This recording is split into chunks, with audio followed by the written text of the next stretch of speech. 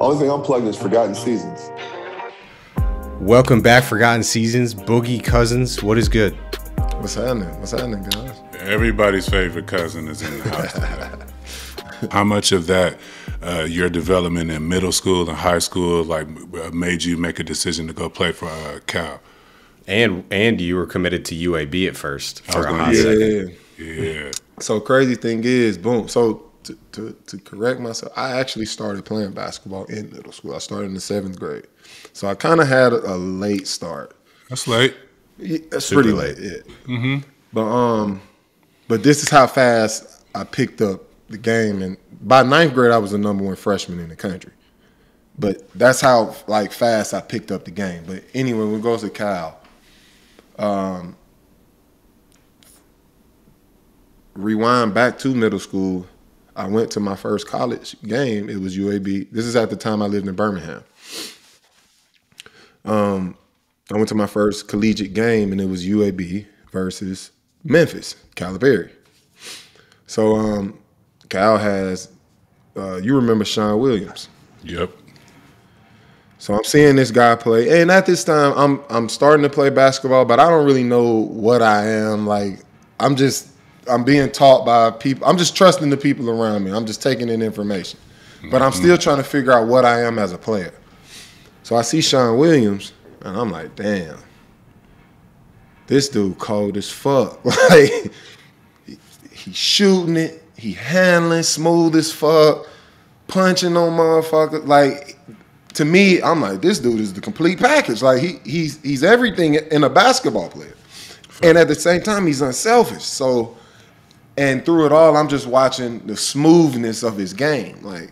Just super smooth, silky. So I'm just like, damn, I want to play like that. Mm-hmm. And it was always players of that mold of which I fell in love with. And I know we're going to get to, some of that later on, but with another guy in Pau Gasol. But that mold of player is what I fell in love with. And it went from, and growing up, that mold was always like the Sean Williams. You may remember this name, Jelani, a guy named Walter Sharp. What college? Walt bounced around a little bit. He's from Birmingham, Alabama.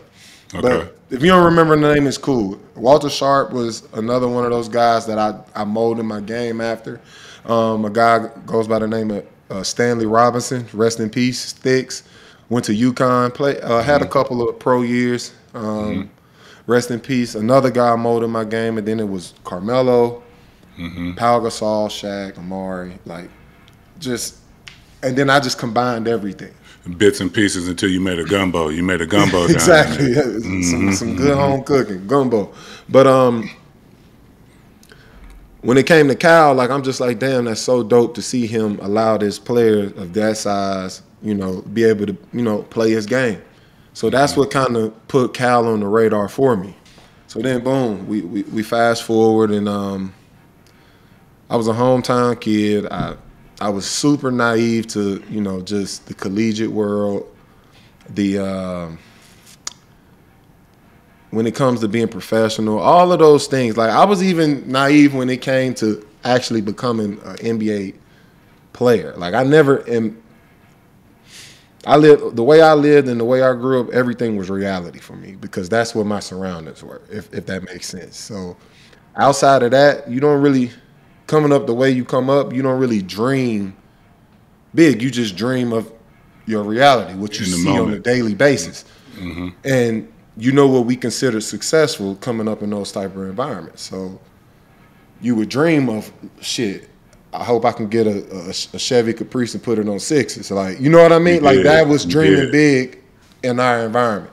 Mm-hmm. So regardless of that, I used to hear all the time of how good I was and, the potential I got. But for me, it was where I was hearing it from people that grew up just like me or so in my mind, I'm just like, motherfucker, how you know? You done been in the same places I've been. You ain't the evaluator. You ain't right. the professional evaluator. You going to the league and it's like, nigga, you ain't ever even been to an NBA game. How the fuck you know?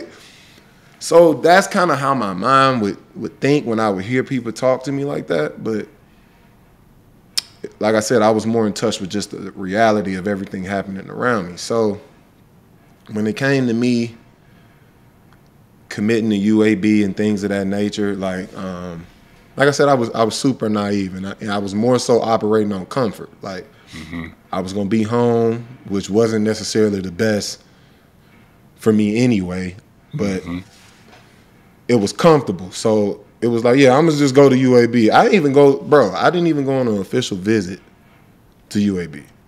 And I lived in Birmingham. Like, never been on campus. Never even been on. Yeah, I'm going to UAB, bro. Like, yeah, like just blindly. UAB, let's do it. Blazers, I'm in. Yeah. But it was also to where it was me operating off comfort. The first coach to ever recruit me was Mike Davis, who ended up at UAB. He was originally, I met him when he was at Indiana, which was my first basketball camp in the 8th grade. So once he came to UAB, I'm just, in my mind, I'm like, oh, this is like a match made in heaven. This was supposed to happen. This was destiny. Like, fuck out of here. Like, but, you know, I'm thankful for that. I got nothing but love for Coach Mike Davis and, you know, just our relationship over the years. To this day, we still speak. He calls, he checks on my mom, like, just real good, genuine person. But it just didn't align once things started aligning for me. Can we talk a little bit just about how big Kentucky was in your class specifically? Because I think some older people that talk about it, they have like the Fab Five, and that's been talked about how culturally impactful, quote unquote, that was, which it was. But I'm 26. When I was in middle school, high school, you guys were just on the scene in Kentucky. Hyper Dunks, the Elite Sox, like that was basketball. It was also probably not the very first, but of the first like one and done crops. Yeah. We were having the conversation. It was the beginning. That was the beginning of that wave, though. It was like two classes before us, maybe three. Maybe, but that was the first one where it felt like this is kind of no shit. It was like the closest thing I think there was to the Fab Five since the Fab Five. All freshmen, all starting, #1 team. I ain't mad at that. We were talking I was talking to Jelani and Nate. How many college basketball players since 2000 do you think have been bigger than John Wall in the moment? In the moment? Yes.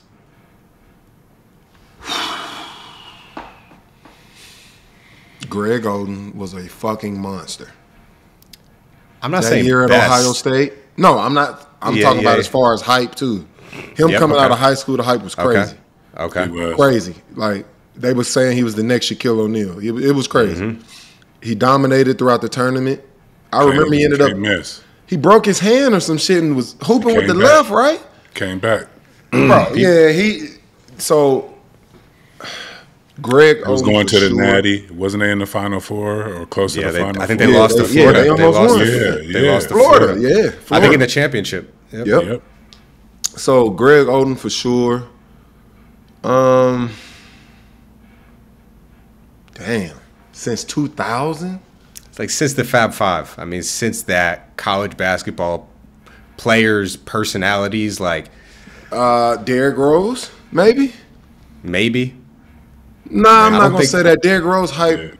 I mean, obviously, came with the Bulls. I think he got them once he got to the Bulls, and he had but D Rose was that guy. D Rose was that guy coming out of high for sure. He was that guy coming out. Mm-hmm. I don't think Melo's was that hype though. He had LeBron over his shadow, kind of. Yeah, he had a good run. Like he had a crazy run in college, but I don't think they really hyped him or gassed him. It started after he won. Exactly. After he won, he got on the cover of the college game. Yeah, it kind of happened. Nah, I can't say Melo. Maybe the only other guy, OJ Mayo. Hype was crazy. He was on the cover of Slam. Straight from LA, USC. That was big. Crazy. That was big time. Yeah. Mm-hmm. OJ Mayo was crazy. Mm-hmm. And then I think you got to mention the flash and the pan guys like a Jimmer or a Steph, but they didn't come in with any of that. Hell no. Nah. You had to come in with it. You had to come in Jimmer with it. Jimmer only was really gassed up like towards the end of his college career. Like, and then it was like during the tournament, kind of. So it wasn't like we knew about Jimmer all through his every year through. Like that wasn't the case. Like I think Steph hype started during the tournament as well. JJ Redick, I think, was just a college favorite. It wasn't a lot of hype with him. Like he was good as fuck, but it wasn't where they just talked about JJ Redick every day. That wasn't the case. I would say the only guy outside of Jay Wall at this point, now that I'm thinking about it, with that kind of hype, maybe was Zion Williams. Facts. That might be the closest. But what I saw John, like the year with John, I don't think it'll ever be matched again. Like a real life rock star. Like, bro, a rock star. Like, seriously. Was Drake there on the first day of school when you pulled up to orientation? Was he just come part of the package? You know, that was Drake's coming out year. It was like everything lined. Like, bro, that's what I'm saying. Like, like the shit we experienced. That's when he became year, Champagne Poppy. That's bro. when this is in between Drake and then he went over to Champagne Poppy after these Kentucky years and after all the little, you know, he went down south a little bit. That 2010 year was his first year coming out, and it was like our stories all kind of started together. Like that's why like that relationship I feel like gonna always be like solid. Like, you know what I mean? And it's damn near like we kind of started together and we've been watching each other from afar, like kind of flourish, if you know what I mean. So that's just like a dope like beginner's moment for us. What about Kevin Durant?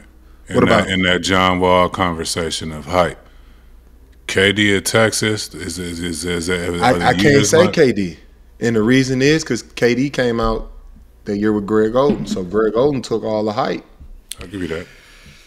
People go back and give him shit for picking Greg Oden over KD, but I think there might have been one person out of 30 that was saying if Greg Oden KD. stayed healthy, it's like like he was a fucking monster, bro. Like should be like a lifetime 18-10 guy, some shit like that. He might have been better than that, bro. You giving him a 20, 25, 25 and 10? I'm gonna go about 22 and 12, something like that. Yeah, those are boogie numbers. That motherfucker, man. Greg Oden was a fucking monster. I agree. Did you ever that play? motherfucker was like 7. He was like 7'1" with like a 45-inch vert. Like, bro, the way he was catching shit wrong-footed and turning around and just ending up with his chest in the rim as a goofy foot. Then he had the jump hook. He had the jump hook action going too. Like, bro was really like. He could run the floor. He could run the floor. He was catching lobs. He protected. He had good hands. He was the second coming of Shaq, bro. And he was fucking 290. Like. He was a monster, bro. Monster. I didn't know that Rod Strickland gave you the nickname Boogie. I thought that was like a since birth thing. Nah. That was Strick. Strick gave me that name, and it was Strick. You know, Strick up north cat, New York cat. So, you know, they got a different type lingo. So, at this time, 2009, 10-ish,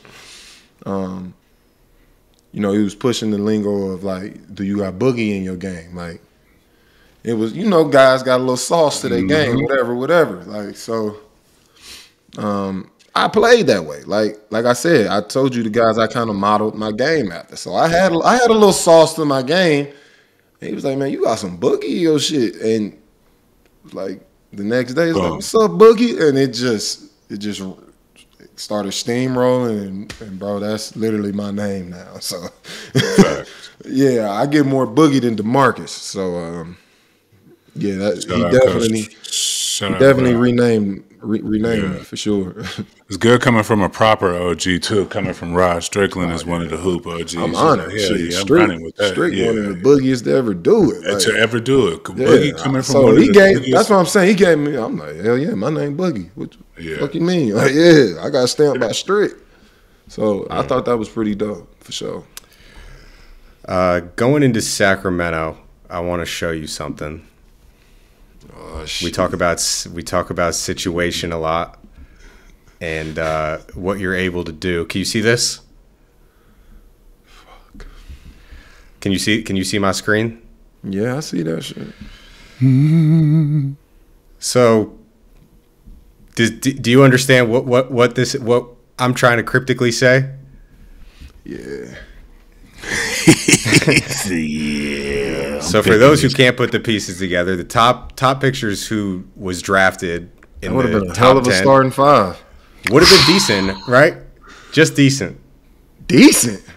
I'm playing. That will be crazy. That would have been a And to hell of a review, starting five.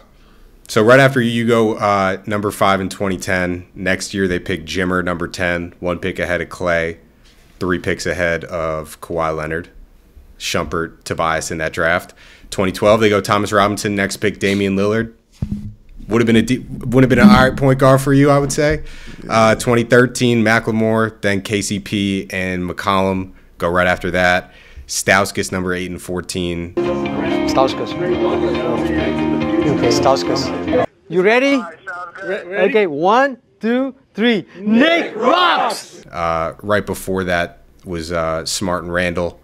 And then 2015, they picked a dude that plays the same position as you, Willie Cauley-Stein. So, I mean, that's why we asked you at the start of this in your Sacramento run. I mean, we already know what it is. You were still putting up historic numbers. I mean, 25, 10, 5 a game. But there's only so much you can do when your front office hands you this, when it could have been, with a couple different decision makers, a lot different. So I don't even know, I don't even show you this to ask you anything, but I just thought this shit was crazy. Something comes to mind when I think about this. I think of Boogie revolutionizing a position, sometimes out of necessity. Then the other part I'd like to talk about, which we talked about a little bit off camera, is not only does it have to happen in the front office, but it got to happen with the coach. Right. I mean, we're listening to Boogie talking about his coaches with reverence. Coaches that opened up opportunities for him, who were open thinkers, free thinkers that didn't limit his potential, but you run into Westphal. And I had an opportunity of playing for Paul Westphal my rookie year, and I know that was not the welcome to the NBA I was expecting. Right. From whether it be from a schematic standpoint or from just what I thought a relationship with a player with an NBA coach was supposed to go like. So, right. In saying all that, we know with the history of Sacramento, how important was that hit or miss year from Westphal for you, your first year? Man, that shit was it was tough, bro. It was tough, and obviously it's tough, just figuring out the business in general. Like, that first year in the NBA is like a whirlwind, you know what I mean? And obviously I'm basically at this point, I'm a year removed from like the hood. Like, waking up in the hood every single, I'm a year removed. I did the year of college and then I was in the NBA. Mm-hmm. So I had a lot of, I had bad habits to me. Like, I had some growing up to do, like, typical shit. Like, I had to shake some shit that, what I thought was okay to do or handle yourself or carry yourself. I had to, shake that shit eventually. But regardless of that, me going to SAC, man, I don't even know where to start. Well, one, me and Paul Westphal wasn't even on the same page from jump. And I ended up life. No, and we should from never day one. It just we weren't on the same page, and I was so confused because I'm so excited to be in the NBA. This is the start of I'm dreaming big, and I'm just like, man, I'm about to meet my coach. This is about to be dope. And we just weren't on the same page. He hated the way I carried myself. He hated the way I walked. He hated he hated the way I fucking looked, and. In that moment, it's just I couldn't get past that part. It's just dude, I remember one day I was in the weight room. And I probably went to the weight room maybe 3 hours before practice. I was trying to go in, get a good workout in, whatever, before practice. And, I had the music playing. I put my music on. Paul Westphal walks through in the middle of my lift. I'm the only one in there. And obviously the trainer. Paul Westphal walks through, unplugs the music. And it's just we don't allow that type of music here. And I'm like, what? Yeah, and I'm looking what the fuck are you talking about? And he was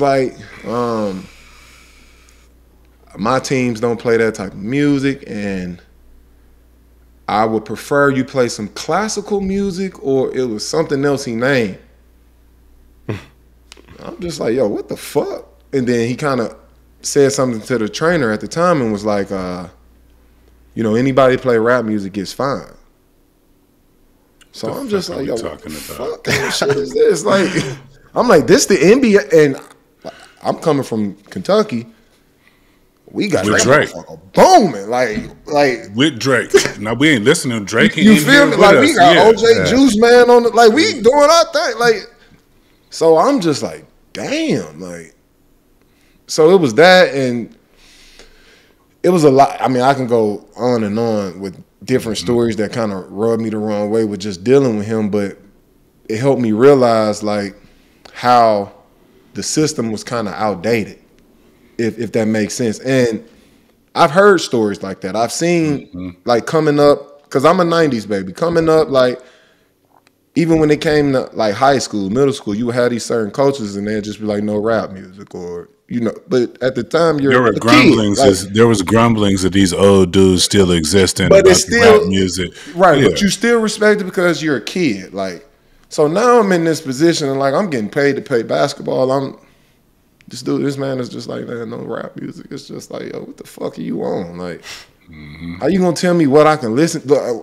Like, maybe this is comfortable for me when I'm lifting. Like, maybe. So it was just weird. But even with that, what really put the nail in the coffin for me with dealing with Westfall was I hollered at a reporter, and I ain't gonna say his name, but he was a beat writer for many years in SAC. And he actually put me on game because he was like, you know, draft night, like it was a kind of a huge back and forth about who they wanted to draft. And Westfall wanted Greg Monroe, who I think ended up going 7 maybe. I went 5. I think Greg Monroe went 7. Yeah, because Golden State had the 6th pick. They took Epe Udoh. Yep. But so he was like, yeah, Westfall wanted Greg Monroe. The Kings wanted you. So I'm like, damn, you would think the coach would want the same as the rest of the organization. Like, that only makes sense. So I was like, nah, he wanted Monroe. And when Westfall would coach me, you know, I play the way I play. I've always played that way. I'm a playmaking. I'm a playmaking big. I can score the ball. Like, all of these different things. So when it came to me, when I got there for training camp, summer league, like everything was cool. Like, you know, they gave me the green light. Go do what you do. Then regular season rolled around, which is understandable because, you know, things do switch. But they've been giving me the game plan since I stepped foot there. And, you know, the summer league comes there before the rest of the kind of veteran guys. But we didn't necessarily have a veteran team. We had 1 year, 2 year, maybe 3 year guys on the team. This was a rebuilding team. So since I stepped foot, they giving me the game plan. They telling me how they wanted me to play, all these things. Regular season starts. Westfall is like, I don't want you to shoot the ball. I don't want you to do anything but set screens and roll. And if you get rebounds, kick it out. I'm just like, huh? Like, what do you mean? Like, so we were never on the same page from day one. And, you know, it was always these rumblings of us not getting along. And, you know, Westfall would, you know, say his things in the media, whatever. So I ended up hollering at that reporter, and he's the one that gave me the scoop. I'm just like, what dude got against me? Like, he was like, yeah, he never wanted you here in the first place. He always wanted Greg Monroe. And when I thought about Greg Monroe's game and the system, I'm like, well, damn, he do kind of fit the system, so it made sense why he wanted him. But for me, it was just like, bro, this don't even make no sense. How the organization want me, but you got a coach that doesn't want me, and then you expect it to work. Like, what are you supposed to do with that information? What are you even supposed to do with that information as a rookie? It was more so for me. I was always trying to figure out. I'm like, what this dude got against me, bro? Yeah, like, some contact. Yeah, I'll take. He had a lot more against you than that. You know, you represented what I did for him in 1998. A lot of the same shit that I went through, bonkers shit that he did to me in practice, and that he would do or try to set me up for failure. What you represented was it was a clash with the old regime, Boogie. And the way the old things were done, old coaching ways of like, I just need a screen and roller. No, motherfucker, we want the best player. We have an opportunity to get a guy who's a 5-tooler, and you're telling us just to go get the screen and roller. We ain't going for it. We cut the checks. And now as you can start to see as those guys have slowly either they transition to TV or they get them the fuck out of the way. Yes. Bless their hearts, the best ones who get the message, whether they like it later, they can go to the front office, kind of be a hybrid between the old and the new. But there were some other things socially that I've come to learn about Paul Westphal that y'all wasn't even supposed to be in the same room together. No. You know what I mean? Like, and I realized that. Like, no other walk in life would you and Paul Westphal meet up for lunch or bump him and be like, "Oh, I like those shoes," or whatever that shit was never supposed to happen. So I'm gonna go out on a limb because I've been in a situation and say like they never put you. Whether there was ignorance or, you know what I mean, just the trying to build the team, you weren't put in a proper position, bro. And even trying to figure myself out as a young man. Yeah, it's just like, yeah. This coach can't help me figure out my issues because he can't even relate. Like, not even a little bit. Like, yeah, he can teach me about basketball, but as of right now, in the stage I'm at in my life, basketball is maybe 20%. Like, I'm figuring out how to detach myself from old ways, all of these things. And all you got is the man from sunny California that's life been pretty peachy. Super peachy. Like to tell me how to deal with my everyday struggles. And it's not the same. No. And it never will be. Like, well, to both of you, like the fucked up situation is the fucked up situation. I know Jelani, I assume you're the same way. You don't live in a life of regret. But are there any, like knowing what both of you know now, having all these years, is there even anything you think you could have done at that time, whether it be a direct conversation with him, or is it just? I don't honestly, and I've tried. Like for the most part, I've always been the guy that wants everybody, you know, to know is like ain't no bullshit. I try my best to be positive every day, and that's how I carry myself, regardless of the narrative that's surrounding my name. That's how I've always carried myself. I'm laid back, I'm chill, but if you fuck with me, it's up. Like simple as that. Like, and that's just with every aspect of life. Like I'm not a person you just gonna poke with, and you know what I mean. So, but outside of that, I'm out the way. Like I'm low key. I'm completely out the way. Half the time you won't even know I'm fucking there. Seems like those are the people they like to fuck with, though. The ones who on the court, they are who they on the court. We ain't talking no shit. We talk a little shit when it's brought to us, but after the court, it's like, nah, I ain't no beast off the court. I'm about to go over here and chill. You think I'm somewhere slobbering and hollering or arguing with people off the court? You know what I mean? Maybe that happens. Ain't even close to who I am. No, out the way, like you said, out of the way. So it was just with that.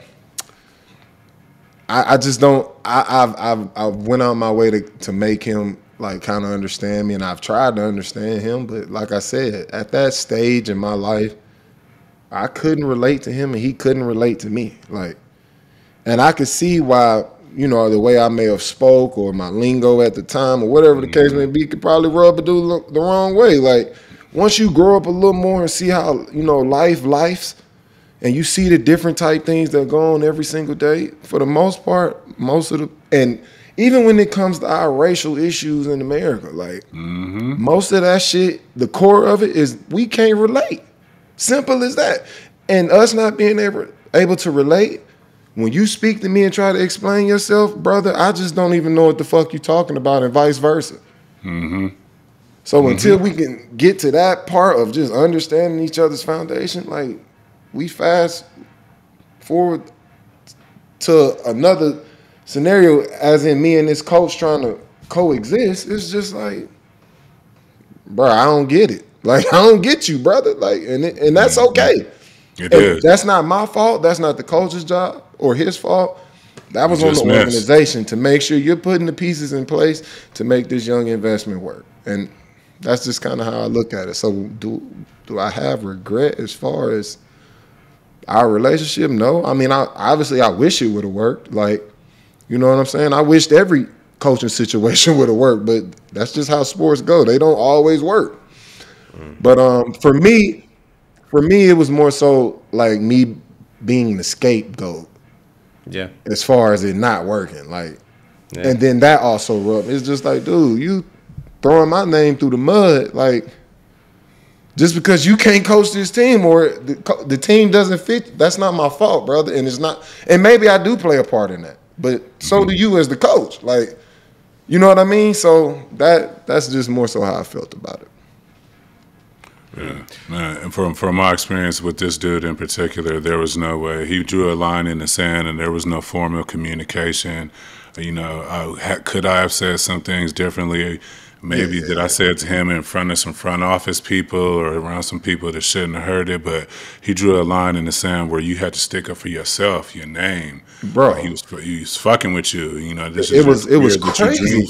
It would be detrimental if you sat by quietly and let this man do some of the shit that he would try to do. So I'll put a bow on it with that. So, to speak on, I want to say one more, to even speak on that. When I really think about it, like I said, I spoke on us not just being able to relate or even be familiar with each other's sides, but it was this time where I was coming into practice. We was kind of into it for whatever reason, just back and forth, whatever.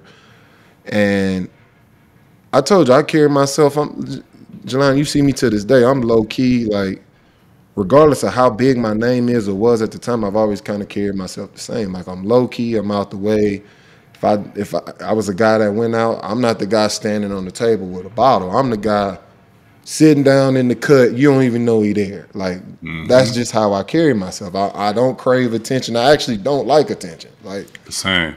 So when I got drafted to the team, They put this big ass poster of me on the side of the arena. I had a big ass picture of me downtown on one of the buildings, like crazy, like. And I'm coming there and I'm seeing this shit as a young boy, and I'm just like, damn, this is a lot. Like this, like that's my whole face up there, bro. That shit crazy.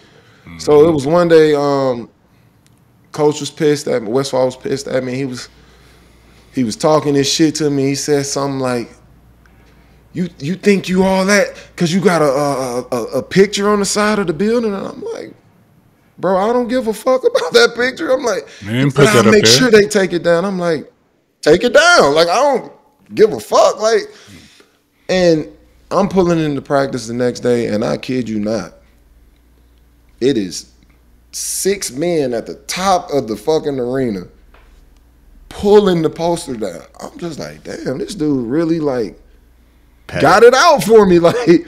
So, and like I said, when speaking on us not being familiar with one another, he probably really felt like of his standard of how he, does things, I wasn't deserving of it. And he definitely did.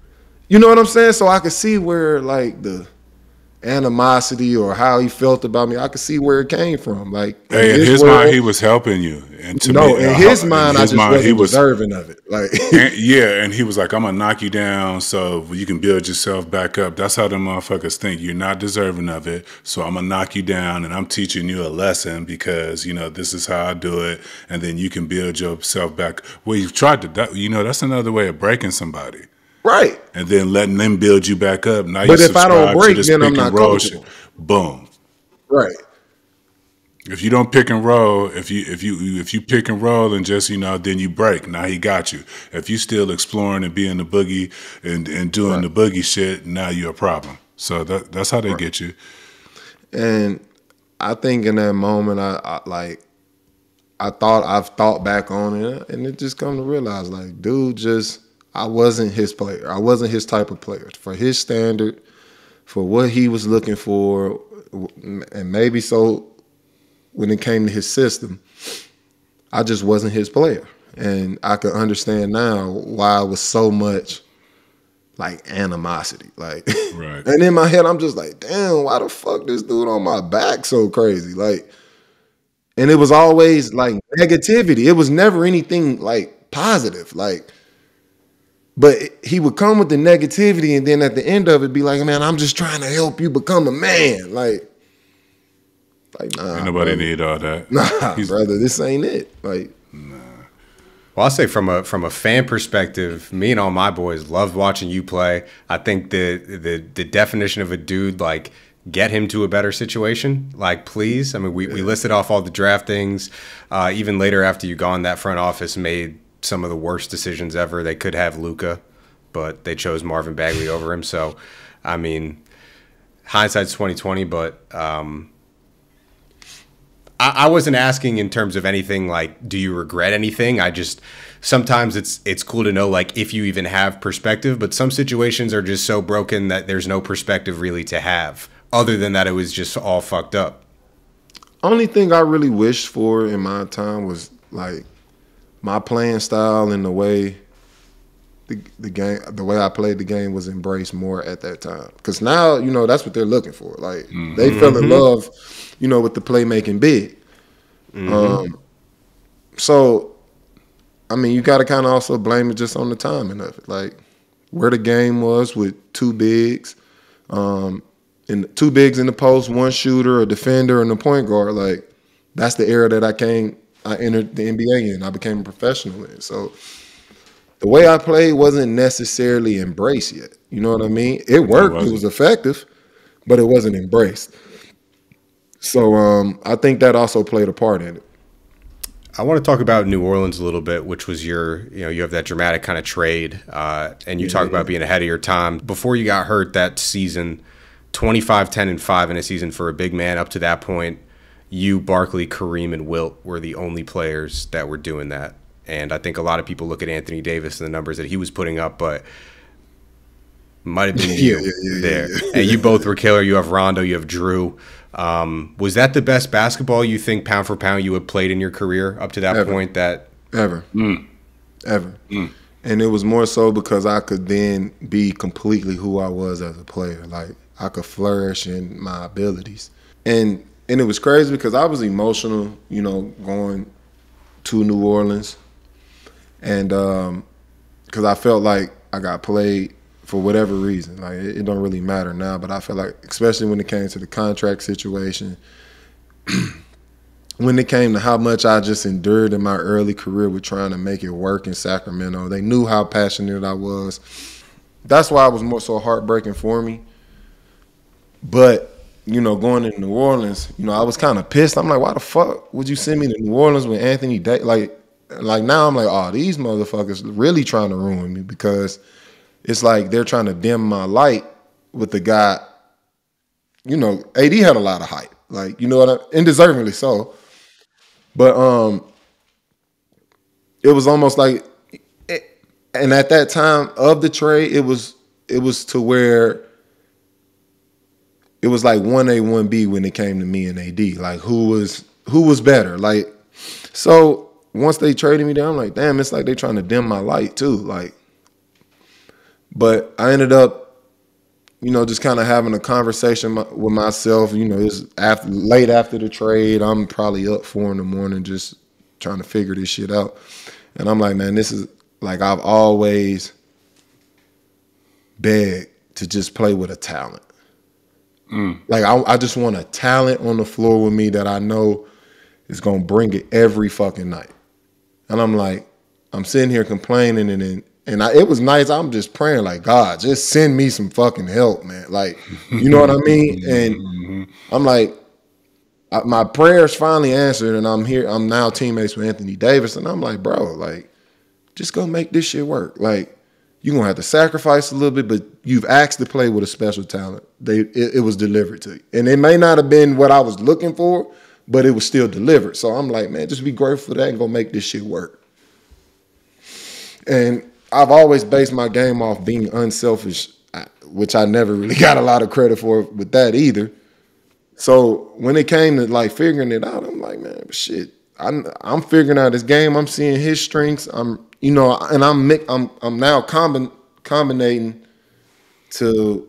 I'm kind of creating this form in my head of how we gonna make this shit work. Like how I can still remain myself, allow him to be himself, and vice versa. And we ended up figuring that shit out. I think you fitting in with AD is kind of the revolution of the big man, because we're like, can two elite big men play together? Because we're not just talking about two, one person jumps, one person's the shot blocker, the more is the skill. Y'all got like 4 or 5 tool belts underneath your belt. Like playing with AD, did he help? Did y'all both help revolutionize or evolve the big man position? Because before, you put 2 big dudes down there, one got to play high, one got to play low, and vice versa. Y'all was almost able to, on a nightly basis, change the dichotomy of how the 2 bigs play together on the floor at the center.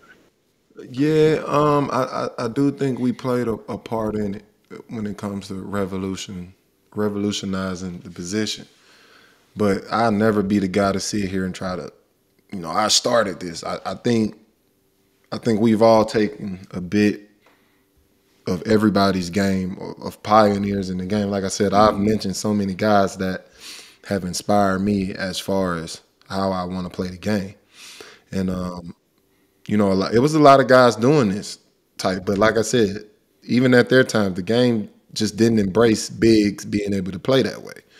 Obviously, when you think of that, Dirk is one of the first names that pop up. Like, it was foreign to see a player, let alone a big, shoot a 1-foot fadeaway.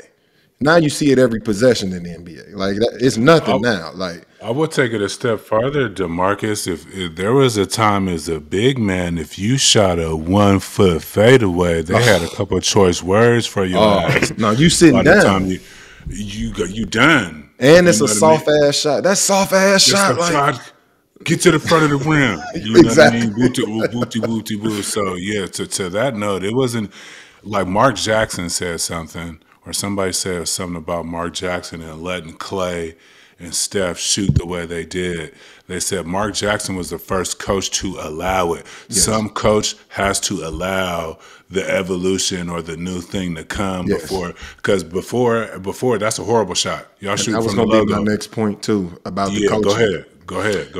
But I think that's very important, because, like I said, if that coach isn't ready to embrace something that he's not accustomed to, or a foreign talent that's never been seen before, it's hard to kind of have that breakthrough or even see or reach your full potential in your game. But luckily, we had a really open-minded coach in Alvin Gentry.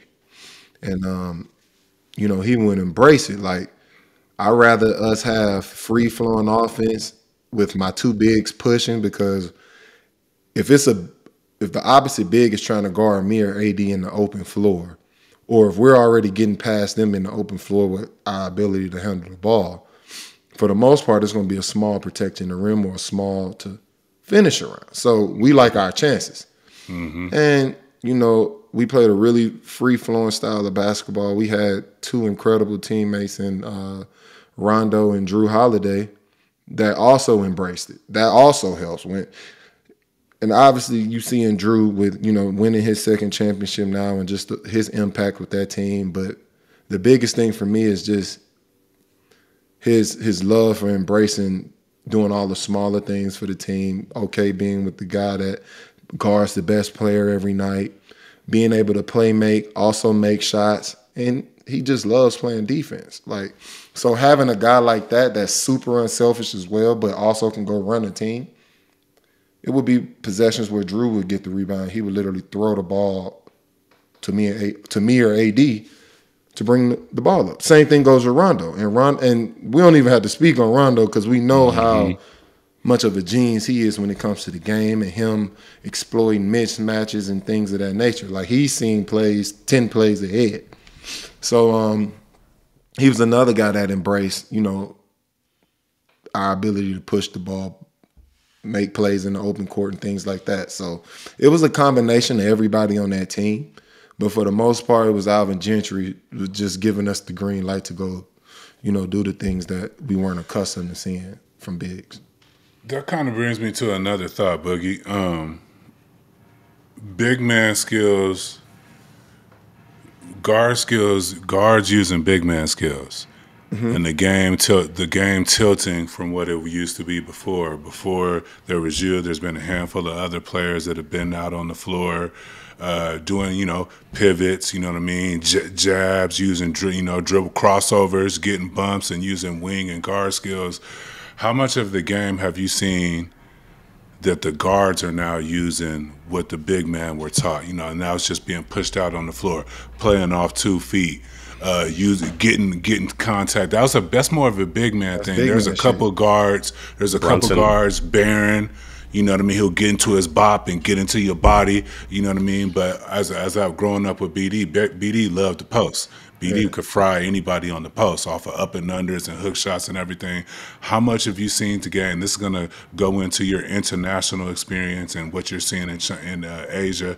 How much of the game has the guards taken? I know they said the game is little now. This is a little man's game. Is it a little man's game, or have the bigs accepted more of what the guards have been doing as far as development-wise and vice versa? I don't think it's a little man's game. I think it's evolved into a skill movement game. Like it has to be where it's elite movement and elite skill to go with the movement. So I think that's where the game is now.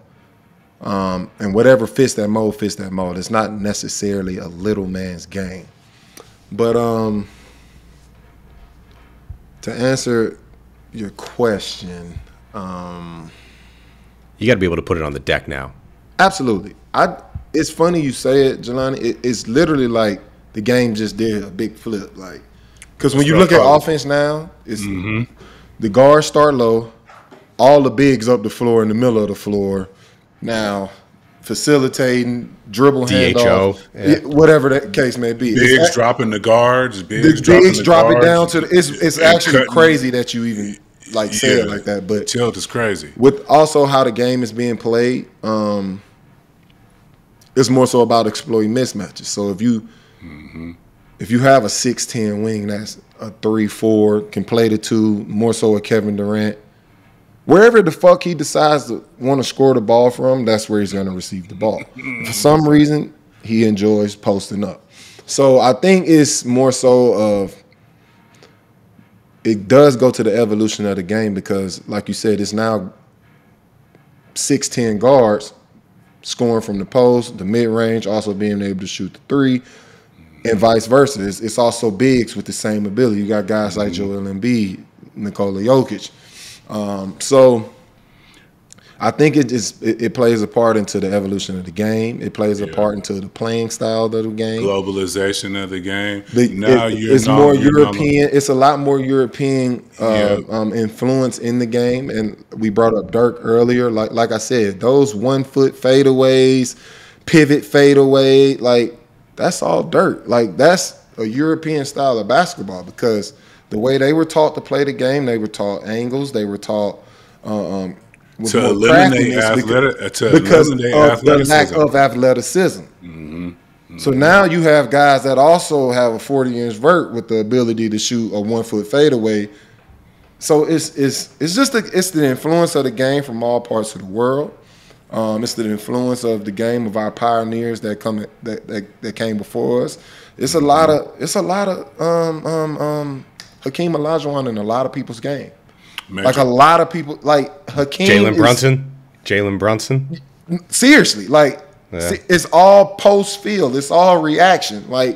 So you can see even a guy you should also get on this, a Derek Coleman.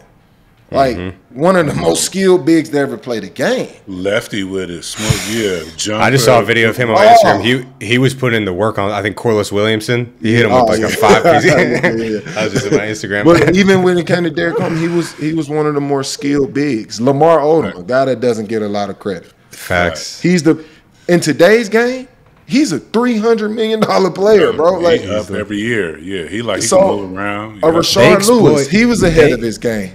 It's a lot of influence. Pau Gasol, Mark Gasol. It's a lot of influence for guys that played the game early on. Isn't that the best thing about this hoop shit though? Is just when you think you got it, and then we can transition to this and talk about the international play. It's like you hit it on the head earlier. You said we think of the NBA as like that's it. You don't play in the NBA. That's the highest level of basketball, and you suck. But the best thing about it is maybe like for the NFL. That shit works for Major League Baseball if you're AAA, but like once you start moving outside of basketball, because it is accessible to a large part of the world, it kind of opens you. I remember leaving the league and going to play in China and some of these places and having the worst attitude. Like, man, I'm about to go out here and do whatever. Yeah. and then realizing, I'll be like, oh shit, these motherfuckers hooping out here. Like this motherfucker dead serious. Like you know what I mean? Like, and they not backing down. They're not. They don't give a fuck who you are over. They don't give a fuck, bro. Like the refs don't either at all. The game actually becomes a lot harder because you start to see the amount of privilege that you have playing in the NBA compared to like it's not even the same calls. It's the contact is different. Like the things you're accustomed to getting in the American game is different. You damn near want to say the game is softer in the NBA because it really is. Like overseas, you gotta get to it, bro. Like. You can't warm up. You can't take a quarter. You're like, I'm going to turn up in the third or the fourth. Nah. Yeah, you got to get to it 100%. Yeah. So, me seeing that, just realizing, and it's also kind of put a lot of things into perspective for me because, you know, how many guys are in the NBA on an average? Let's say 300 per year. So, you mean to tell me after that 300, it's 2 billion people, 3 billion people playing basketball. So out of that 300, those are the most elite of the elite. Like that's how people think when it comes to NBA overseas life. So it's like so you mean to tell me to tell me the guy that's 303rd is trash because he's not in that top 300? Like, you know what I mean? So for me, it's just like once I saw, even when I played in the Puerto Rican league, I'm like, yo, these dudes is hooping, bro. Like, they in shape and shit. I played in Guaynabo too. They in shape and shit. They're taking their body seriously. They might have a job. Bro, they working a job and hooping. Yeah, that's crazy. Tell them they might call practice off. Where everybody at? Work, motherfucker. We work. So when this game, they ain't out there bullshitting, bro. Like, man, so it's actually really crazy to see. And also on top of that, just the amount of talent throughout the world that don't get the opportunity to make the NBA or do kind of make the NBA and don't get to stick around. Mm-hmm. It goes back to what we were speaking about earlier. They might not have had the chance. They might not have had the opportunity. They might not have had that coach or organization that believes in their talents. That don't mean they're not talented. Like, I mean, a guy like Dwayne Bacon who's across the water literally killing every year. Mm-hmm. He had a short stint in the NBA, and you look at him play, and he looks like one of the best players in the world because when it comes to his talent and his abilities, he may absolutely be that. He just didn't have an organization or a system or a coach that believed in that. That still doesn't make him trash because he's not in the top 300.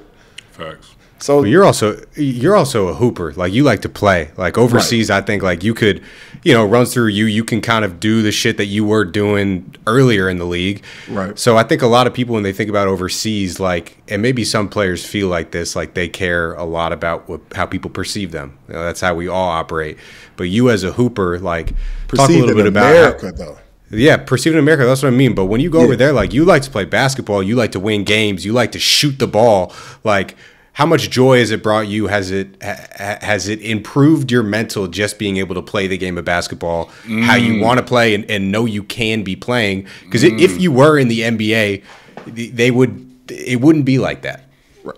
It actually does. You get that joy again because I mean, obviously being in the NBA is an honor, it's a privilege, but. Like I said, when you train your whole life to be a Kobe Bryant, to be a Shaquille O'Neal, I trained to be a killer growing up. Like when I step on the court, I'm here to kill. I'm gonna rip your head off. You're gonna know how much I want it. You're gonna see it just through my passion alone. That's how I train. So to now get to the later stages, or what they consider the later stages, or after I go through a couple bumps and bruises in my career, as far as health, it's like, well, yeah, what all we want you to do now is, rebound, defend. And it's just like, I get it. I'm gonna do that anyway because my foundation is being a competitor. But I'm also a guy where it's like, well, I play to my strengths. And if you want the best version of me, you got to kind of help me play to my strengths. So if I'm just a guy out here, well, all I want you to do is rebound and, well, I'm going to do it to the best of my ability, but it's not going to be where you're getting the best version of DeMarcus or what you would consider the best version. So being in a situation where I know I can be who I am as a basketball player, I can have my effect on the game, it is satisfying. It fills that void. Obviously, it scratches that itch of wanting to be a competitor because, I've enjoyed these new steps in my life. I'm being home more. I'm able to be more of a father with just being able to give more of my time, and I've enjoyed it so much. This is one of the most precious times of my life right now. And even between all that, I got that itch. It's just like, bro, I gotta go hoop, bro. Like, you know what I'm saying? I want to go play for something. I want to be around that team camaraderie. So, like I said, it does fill that void and that itch, but for the most part, just being able to be myself and doing what I do on the floor, that's the most special part. That shit medicine. Especially on the well, back hoop is end. therapeutic. It's a form of art. Yeah. For anybody, for an NBA player and me. Right. It's therapeutic for me. It's art. Like, I've worked on this craft for so long, bro. So it's for me to just put my paintbrush up, drastically, like, that's just not realistic. That's a lot. Yeah. It's not, because you still got something to I'm offer. still out here painting pictures, bro. You know what I mean? That's what I'm saying. Somebody gonna like my art. Somebody gonna buy this shit. Somebody gonna buy my art, brother. I mean, you just won a title in Taiwan. You won Finals MVP. How big is basketball in China / Taiwan? is huge. Yeah, just in the Asian market. I mean, bro, honestly, basketball is big everywhere. It's big everywhere, but do you know that there's more NBA fans in China than there are people in America? Yes. Yes. I've pulled up to some of these gyms just for like pickup run. I've never seen that like it, bro. The way they fill up a gym for basketball when we come over is I've never seen anything like it. I think it's insane, bro. This is a good transition, Dylan. I think that's what happened to Steph. Steph, a lot like yourself, and me and Dylan talked about this before. Dylan made a great analogy. Steph, a lot like yourself, pushed out a little early for different reasons, injury, yada, yada, a little early, goes over there to China, wins the championship, don't never come back home. He got a statue. He got a key to Beijing. He has a motion picture. They said that he's the most famous American celebrity in China. 100%. Not just athlete, but 100%. Talk about Brad Pitt, like movie star. Yeah. It's Steph Marbury. Yeah. Have you talked to him? I haven't had a chance to talk to him, but when I decided to kind of start taking this route with my career, he was definitely the top of the list as far as an inspiration to do so. And you're going to always deal with adversity. You're going to always go through shit in life. But for me, it's like, how do you make the best of those situations that come about? And I think that's the way you should kind of maneuver through life. Because it's always going to be some shit. You know what I mean? So just make the best of whatever comes your way. And, some opportunity is better than no opportunity. So I got an opportunity. I had plenty of opportunities to continue to play the game that I love. And it's like, and it also took some self-reflection and putting my ego aside, because it's like, nah, I'm an NBA player. And it's like, well, you wasting away. And at the same time, you being so egotistical about it, you're only growing your own wound. That wound or that feeling you know, being ate at or you're being ate away of, man, I want to go play basketball. So I'm only adding to that wound by allowing my ego to prevent me from going to do what I love. So it took some self-reflection, getting past that, and I you know, I researched some of Marbury's like accomplishments and kind of read up on his story, and it's just like, damn, like, and obviously Marbury, he was one of those guys with me growing up. Like, he's one of those guys, you know what I mean? With the flash, with just everything, the swag. He got that boogie in his game, like, for sure. Stephon Marbury was one of those guys, and you know, just seeing how he made the best of his situation, it's just like, well, damn, why can't I do the same thing? You know what I mean? Or shit, just try it, bro. Like, what's wrong with trying? You know what I mean? Like, this could end up being something you fall in love with. Facts. So, you know, I don't want to look back 10, 15 years, 20 years from now and just be like, damn, I should have did that shit. And then I'm suffering even more trying to heal this wound because I missed the last 5, 10 years of my life playing basketball. Like, you know, when I do decide to hang them up, I know I always have that itch. Obviously, but I don't want it to be where I'm living with regret. Where like, damn, man, I should have just kept playing. You know what I mean? Because we got plenty homies that's done that. They hit a little adversity, or we know people with stories where they hit a little adversity and they just, you know, they give it up. Like, you know what I mean? And then you talk to them down the line, it's just like, man, I should have just kept going, bro. I don't want to have those type of conversations. I don't want to live with that type of regret. So, like I said, I'm gonna just always make the best of my situations. Shout out to the Asian leagues, man. I know that y'all don't know it. Y'all people that for fans of Forgotten Seasons, them Asian leagues been healing a lot of former NBA players. You go back out there, and I was like, man, I equal it. It's almost as equally to high school. Yeah. You go out there and you forget, like for me, I was like you said, you gonna pick, roll, play defense, run the floor. When I was out to China, I could bring it up. You know, nobody was tripping. They would be like, shoot it. You know what I mean? When I was playing outside, like, what you mean shoot? Oh, yeah. I can shoot this motherfucker as many times as I want to. You know what I mean? That's so much healing after you, especially, you know, big men mature later. So I started knocking down my 15 and doing my Boogie Cousins shit later, like after I came from China. All that shit had opened it up for me. Everything other was, I got to make this team, so I got to be the run the floor, rebound, hand it to the guard, run down there, set a screen. You know what I mean? That's a cool existence when you want to stay in the league and keep the checks going. But I remember going out to some of them Asian leagues, Puerto Rico. Was a good stop for me. I was like, damn, I'm not back. I love that PR league, bro. PR league was good. It was a little gangster. And that's some good bump. Some great bump, no freak. That's they in shape. Open out there, bro. There. Yeah, they letting a little bit go. A lot of NBA talent out there. It is. Is Tyreek over there? Tyreek Evans. Yeah, where was he? Is he Tyreek was there. Tyreek was there last. I don't know where. I haven't heard from Tyreek in a few years. I don't know where Tyreek is. I know. I think it's something on Instagram with him cooking somewhere overseas. Yeah, I don't know where Tyreek at.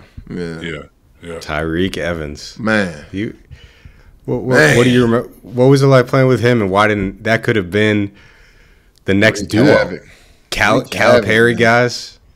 Wreak havoc. He was that guy, man. It was just also he kind of got caught up in that era because the game was starting to transition, and with you being a combo. Tyreek, when he came in, he was considered a combo guard, like a combo playmaking guard. He wasn't a point guard, but he wasn't a shooting guard either because he could dime, he could play make, all of those things. So he was a shooting guard. He was a point guard with a shooting guard's body. Shit, damn near small forward's body.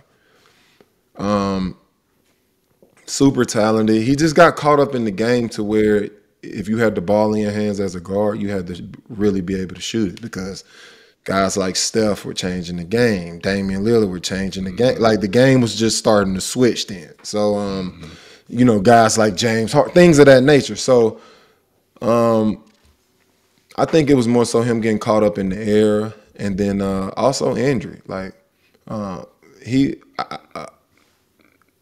his game relied a lot on athleticism outside of his, his handle and things like that. So once he kind of dealt with the knee injury,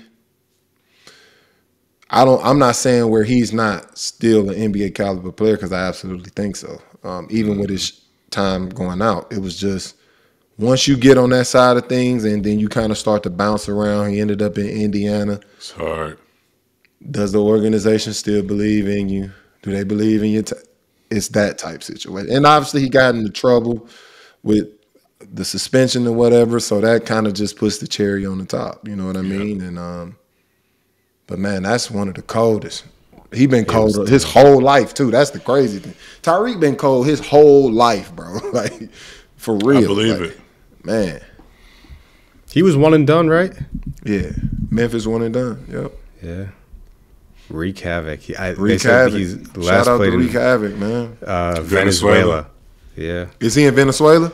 Is he in was last year. Caracas? He was on the Broncos. It just says the Venezuela. Cocodrilos.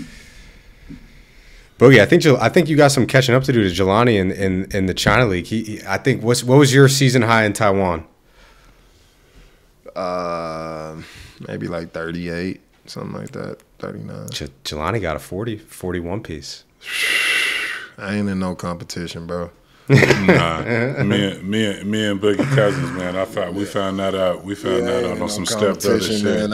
Over the last couple of years. You know I what I mean? Scored a lot of loss, so I ain't even tripping.